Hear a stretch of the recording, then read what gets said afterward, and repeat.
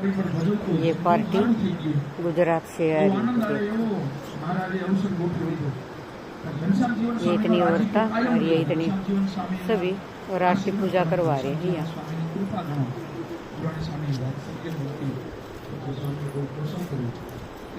इस पालकी में बिठा के ले आए थे पंडित जी ने, हमने नहीं सोची माता की कोई देर बुढ़ी है, लेकिन बाद में पता चले तो पूजा वास दिया सारे एक जैसे करने डाल रहे हैं।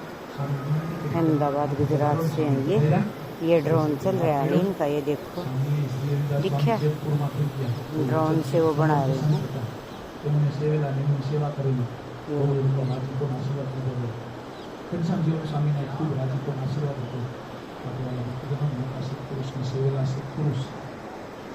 ड्रोन से सारी ये पूजा पाठ आ जाएगा इधर से। अभी गंगा में थोड़ा पानी है, बीच बीच में देखो पत्थर, ये उधर से उधर जाने का रास्ता है। अभी तो पत्थर सारे के सारे। ये देखो सतबीर जी नहा रही है, ये खड़े नहा धो गोरे गोरे बाबू।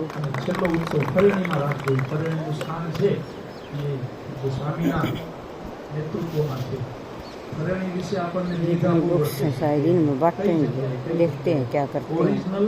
बहुत सारी बुक रख रही है, ये देखो ये इधर ये बुक है इसको ऊपर।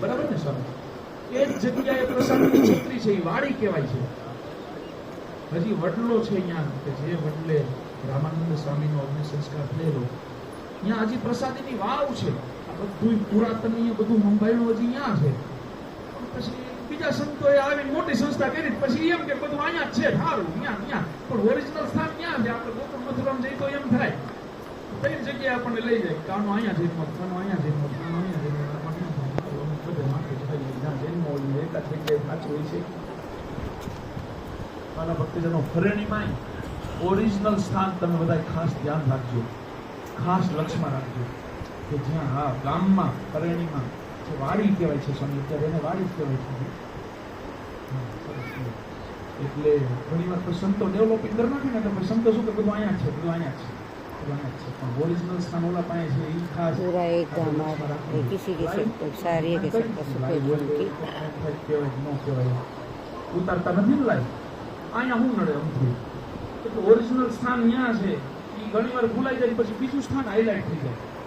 એટલે ઓરિજિનલ સ્થાન વાડી છે, અહીંયા વાવ છે, અહીંયા વડલો છે, અહીંયા પ્રસાદીની છત્રી છે, અને ત્યાં જ સ્વામિનારાયણ મહારાજે પ્રગટ કર્યો।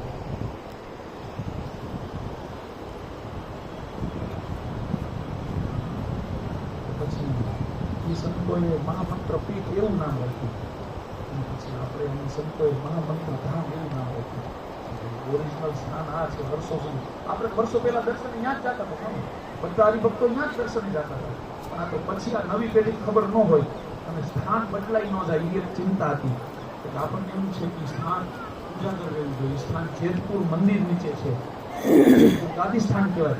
મારા જેતપુરથી જ રામાનંદ સ્વામી જેતપુરથી જ ફરેણી પધાર્યા છે, અને રામાનંદ સ્વામીએ જેતપુર ગાદી મૂકી પછી જ આ લોકમાંથી ઉદાસ થઈ અને ત્યાગ કરવાનો સંકલ્પ કર્યો। જે જગ્યાએ રામાનંદ સ્વામીનો અગ્નિ સંસ્કાર થયો, ભદ્રાવતી નદી, ભાદર નદી, એ જ પ્રસાદીની વાવ, એ જ પ્રસાદીનો વડલો, ત્યાં જ ઓલા રામાનંદ સ્વામીના જૂના શિષ્યો બધાએ થોડું થોડા પ્રતિતિ નહોતી આવતી, થોડું આવજો આમ કર્યા કરતા। શું ખબર जानकी टिल्ला नदी पार करने का ये इधर से નાના છોકરા બધું મૂકી દીધું, મહારાજનો નિશ્ચય ન થતો। આ સંતો જૂના સંતો ગુરુભાઈ કહેવાય। આ જો આ ડખોડા કરશે તો આ નવા નવા સત્સંગીઓને સુખ નહીં આવવા દે। એક બધા સંતોને કીધું કે શું સંતો આપણે સાધુ થયા, તો કે હા શેના માટે? તો કે મોક્ષ માટે। શું કરવાનું? તો કે ભજન। મને ક્યાં જવાનું? તો કે ભગવાનના ધામમાં। અત્યારે જો હું તમને ભગવાનના ધામનું દિવ્ય સુખ આપી દઉં તો આમાં કેટલા રાજી દેહ મૂકવા, તે બધા પુરાતનમાં આવી ગયા કે દેહ મૂકીને ભગવાનના ધામમાં જવા માટે સાધુ થયા છે। આથી તેમની ગુરુદેવ રામાનંદ સ્વામી એટલે સેવા તો મહારાજે કંઈ ખાતી હતી ને સ્વામી ખાતી ઉપર મહારાજ કે અહીંયા જે કોઢે એ અક્ષરધામમાં જાય, તો એવી રીતે મહારાજે એવું સામર્થ્ય બતાવ્યું। સ્વામી કેટલા સંતો હતા? 60 સંતોને એક જ દિવસે એ ખાતી ઉપર હુએ અને અંતકાળ આવી ગયો હોય, આંખ ખોલીને કહે કે શ્રીજી મહારાજ સ્વામિનારાયણ ભગવાન અક્ષરધામના અધિપતિ છે, મને તેડવા આવ્યા છે, ગુરુદેવ ये રામાનંદ इधर से સ્વામીએ फिर बादल बन लाग ભગવાનના દિવ્ય લોકમાં, પહાડો ભગવાનની દિવ્ય સેવામાં यहीं से बादल बना है राड़े बरस गया 60 સંતોનો દેહ એક જ દિવસે એક ખાટલીમાં देखो अड़े बादल बना है राड़े बरस गया સંતોએ દેહ મૂક્યો. એવું પાવન એ ધામ, દેખો. એવું જ પ્રસાદીનું ધામ, એ મહામંત્ર ધામ. એટલે ઈ સ્થાન પ્રત્યેનું આપણું મમત્વ, ઈ સ્થાન પ્રત્યેનો આપણો લગાવ કાયમને માટે ઉજાગર રહે ને, એટલે ઈ સ્થાન ઉપર આપણે છેલ્લે ये उत्तराखंड મોટો યજ્ઞ કરશું. ऋषिकेश કેટલાક આવશો આંધળું ऋषि सिसमजाड़ी इसका नाम है सिसमजाड़ी લાખો કોને છે?